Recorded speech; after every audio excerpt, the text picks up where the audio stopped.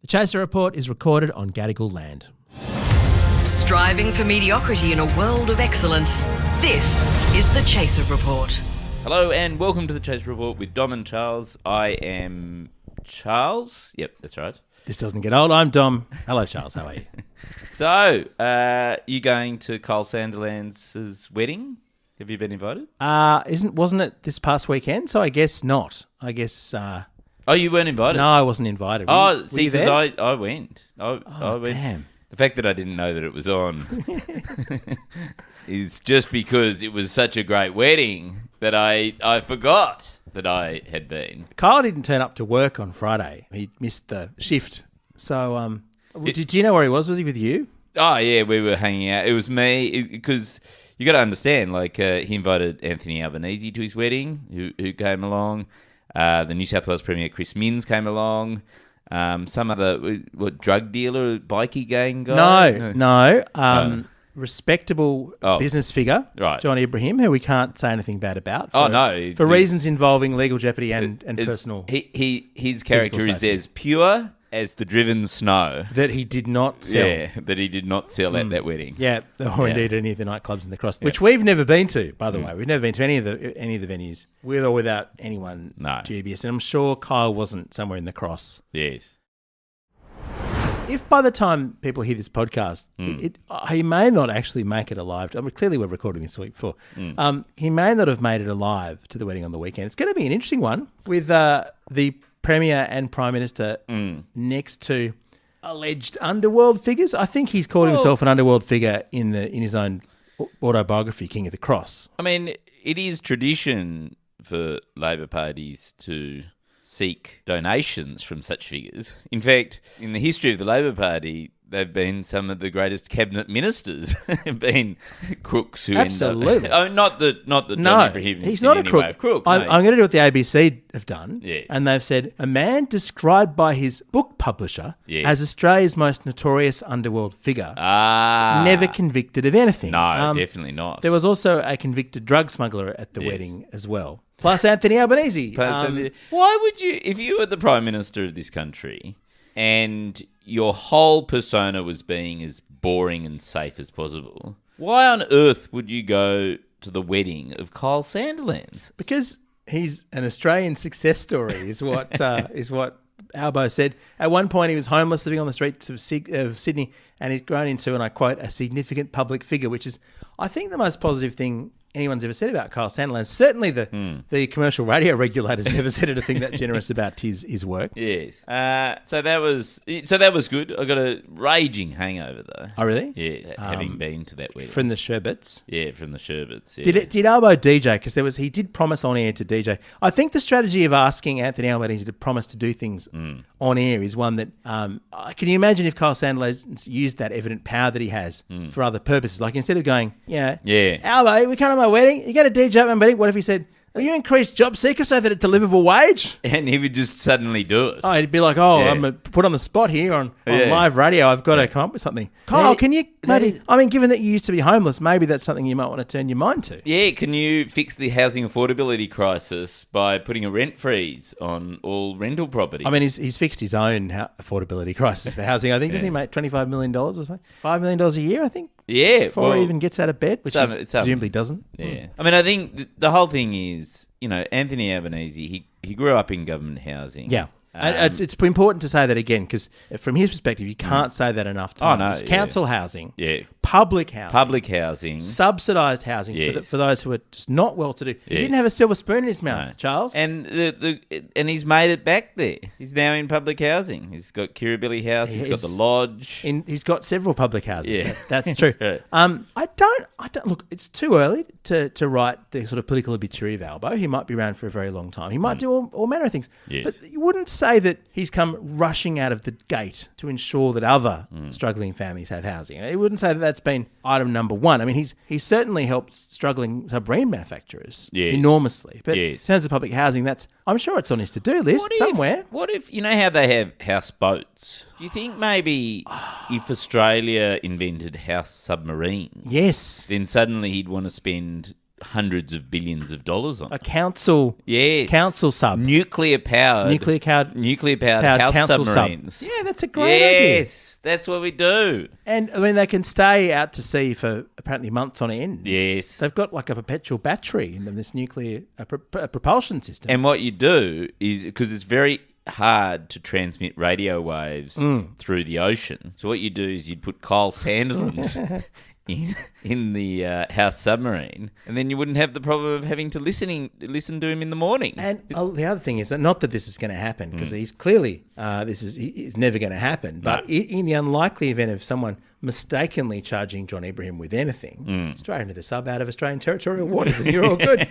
That's right. Actually, that's where Kyle Sandilands should be having his wedding. It probably is. Probably is where he had it. I imagine Outside. what's happened on the weekend is that a large chunk of Dover Heights has just sort of detached itself from the mainland, gone whatever it is, 12 miles off the coast, outside of the jurisdiction of Australian law and the federal police, and bit of a rage out there. Yeah. But I wasn't invited. So you weren't invited. No. See, but anyone was. Oh well, that's the reason. Yeah, that's what it was. Yeah. Chris Minns, though, I mean, he's in a perfect position, isn't he? Don't you think? I mean, everyone would have been saying to Albo, "Oh, Prime Minister," or Albo, depending on how drunk they were. No one would have talked to Chris Minns. No one would have noticed he was there. I don't think he gets recognised in the street. He hasn't been Premier a month yet, has he? Yeah. Well, no, just over a month. Definitely no one knows who he is. Well, the thing is, what he's been doing, he's been very busy. Has he? Yes, because he got elected on the promise of unfreezing all the wage freezes on public sector wages, right? Yeah, that's right. Yep. And his entire month has been spent furiously backpedaling from that one single promise that he took to the election. So apparently all the unions have come out in the past week. I think the ETU came out, which is the Electrical Trades Union. I think the TWU has started complaining about it, where suddenly there's a whole lot of detail, Dom. I see. You can't just make a blanket promise like, oh, we'll unfreeze wages and then unfreeze wages. No, that would be ridiculous. That's way too simplistic. But also, Charles, how was he to know? How was Minzy? Yes. Minzy, is that still a thing? I don't think it's a thing yet. No. Minzy, how's Minzy to know that he'd come, it sounds like Menzies, doesn't it? Yeah. That he'd come into office and discover that the books, Charles, the books were far worse. Oh, they were far worse, were they? Far worse. What a shock. I mean, I've never heard that. Happened. No government's ever come into office and said, we've just taken a look at the books. It was Dominic Perrottet's big black hole. Oh, but it's a big black hole. Yeah. That's not like that's a tradition that every single incoming government goes through. Oh, my goodness, we can't do the wage raise. Yeah. And the thing is, this is the thing Labor's realising increasingly, state and federal level, is that there's not really anywhere else to go. I mean, where else are Labor voters going to go? Where else is the ETU going to go to get in? It's not going to go to the Greens. Certainly not the Liberals. Well, I think they're going to go 12 kilometres offshore to the underground undersea houses, Because this is the thing. I mean, what's the ETU? It's going to be 4 long years until they're needed by the Minns government at all for re-election. And then they'll probably say, okay, next term we'll undo the freeze. There's nowhere else to go. And this is the same as the JobKeeper thing. Labor knows that its voters, they're not going to vote for the coalition, particularly not this coalition under Peter Dutton, which seems to have no discernible policy rather than I don't like it, which Pauline Hanson pioneered long before. So where would they go? I mean, Jesus. The problem that they might have is, I mean, what if all their voters, though, die of exposure because they can't afford to have a home to live in? Like, is there a problem that Peter Dutton scrapes across the line because half the population of Australia just simply can't afford to live in? And only the Liberals survive. Yes. Because they're the ones who own the houses. Yes. Yes, but Charles, they'll have to foreclose because their tenants will all be dead, so they won't be getting enough rent to pay for their investment properties. And they'll turn into filthy Labor voters. They'll go to the wall because they won't be landlords anymore. No, and they'll suddenly go, oh well, I should vote Labor. Well, they're going to need council housing, but Albo won't have built any for them. None of the medical advice contained in the Chaser Report should legally be considered medical advice. The Chaser Report. I do find it amazing, the line from Labor supporters, like not Labor politicians, but Labor supporters now, seems to be, when you chat to them, you say, oh my God, Labor's very disappointing, aren't they? It seems to be, don't worry, it'll be much better once Labor gets elected, right? Yes. And that's and right. you keep on going, but hang on, Labor's elected. Labor's elected everywhere.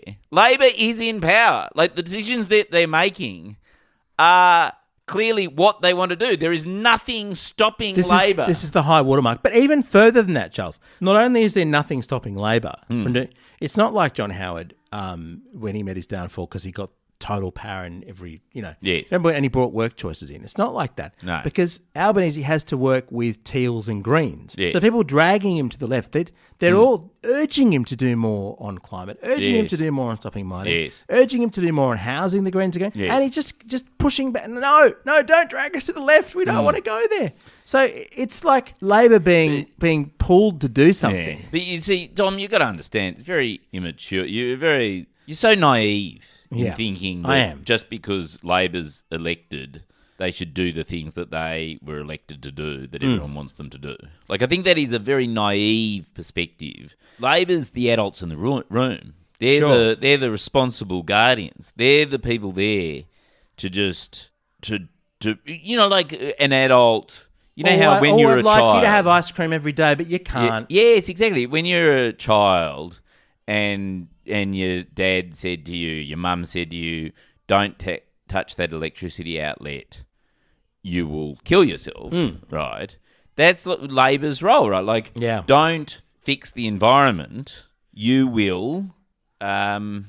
So I'm trying to... The analogy falls down. There's you know who No, spoke I'm a sure lot of there- sense on this? Yeah. There's Who? a guy... Okay, good. Albanese might want to listen to this guy, quite a prominent commentator, I won't say his name just yet, who tweeted a couple of years ago, the government's been forced to admit that $40 a day is not enough to live on. Oh, yes. In the aftermath of the pandemic, we can't have people sliding back into poverty because when Australians fall on hard times, we should help them get back on their feet. Well, whoever that was, let's elect him as Prime Minister. That we want people who have that. Is that Adam Band, is it? No, that was 2020 Anthony Albanese. That was it. Wait a minute. So he said that before the election. So it's Yes. almost an election promise. Yes, and there's a meme. He's even posted a little meme where Labor says $40 a day isn't enough to live on. The Liberals, question mark. It's time to permanently increase job seeker, authorised by Anthony Albanese, ALP Canberra. That is not true. That's the thing, 2020. The 24th of July, Jim Chalmers, the Treasurer. Yes. The person who literally is in charge of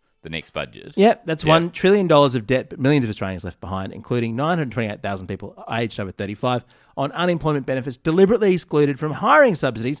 $1 trillion of debt, a track record of no delivery, no plan for the future. Is he talking about the Albanese government, or is he talking about the Morrison government? That's projection. Like, that's him just talking about his plans. That's Chalmers 2020. I have no plans for Australia. He's very upset that there's no plan to lift the permanent rate of job seeker from $40 a day. Whereas, to be fair, this government has a plan not to. There's a difference between no plan to lift it, yes, as opposed to a plan not to. So it's sort of semantics, really, isn't it? Yes, very much so. Yeah. Or it's not semantics. See, there's a difference between being semantics and not being semantics. Yes. Yeah, that's okay. right. Charles, do you remember when the Labor government got elected and we were sort of saying, this new government's come in, the promise to do a lot of things about a lot of things. Yes. Will there be any scope for satire under the new regime? That was the thing people were asking. No. I feel we had confidence even then. Yes. Oh, we did have confidence. But what I didn't anticipate, and look, I'm probably to blame for this, is I don't think I anticipated the crushing depression that you would suffer having obliterated all hope. Like, when it was under Morrison, you always had the hope, well, things can be better because we can get rid of this. You railed against Morrison, Yes, didn't you? I remember yes. you railed very hard, and you thought he was terrible, and Yes. get rid of him, and things will improve. But now it's like there is no hope. Would you rather, Charles, have a prime minister who you very much disagreed with and disliked, and really hated, to be honest, like you hated Morrison, Yes. and who really did let you down, Yes. or would you rather have someone you personally know, Yes. and have known for many, many years, Yes. who's now prime minister and is letting you down, not perhaps as much, but from what you thought you were going to get? I mean, is it someone you admired letting you down less, or someone you hate letting you down more? Which? Well, the good thing is that I don't really have to choose, because Albo's quickly becoming the sort of person who I viscerally hate in the same way that I hated Morrison. So But Charles, he's come from council housing. Directly from council You're right. housing to Kyle Sandilands' birthday, Oh, my apparently. God. Yeah, he's just an Aussie battler done good. I mean, the thing you need to understand is that he knows what it's like to grow up broke. He knows what it's like to be Yes. living in poverty. Yes. A lot of other prime ministers haven't known that. Yes. Like how was Malcolm Turnbull supposed to relate to the poor when he'd never really been, struggling for a crust? Whereas Albanese understands the pain these people are feeling Yes. when he chooses to do nothing about it. Right? He's been there. That actually makes him morally more culpable, isn't it? Like, Some may say. Yeah. Others might be like, well, if he got out of it, why can't they? Why can't those people just get elected prime minister and get two? He could, couldn't he, Charles? He could give one of his free houses for public housing. He could say, well, I'm not in the lodge. Yeah. You can go and live there. Fill it up with people who need a house. But he doesn't. Charles, you're a bit down. I know. I can see it in your eyes. I am. You're sad. Yes. Just wait for the second term. It'll all be better in the second term. Oh, yes. Yeah. No, because that's his strategy, isn't it? Yeah. Have a really shit first term and then turn everything around in the second. Oh, okay. That's right. I'm back on board. That's right. Yes. And then just in the unlikely event that doesn't work out. Yeah. The third term is the charm. That's what they say. That's what they say. That's what they say. Yes. Yeah, it's the charm. Charles, everyone knows. Third term, Love it. it's where the gold comes in. Albo 2029. I'm on board. Or perhaps 32. Our Gurus from Road, we're part of the Iconoclast Network. Catch you next time.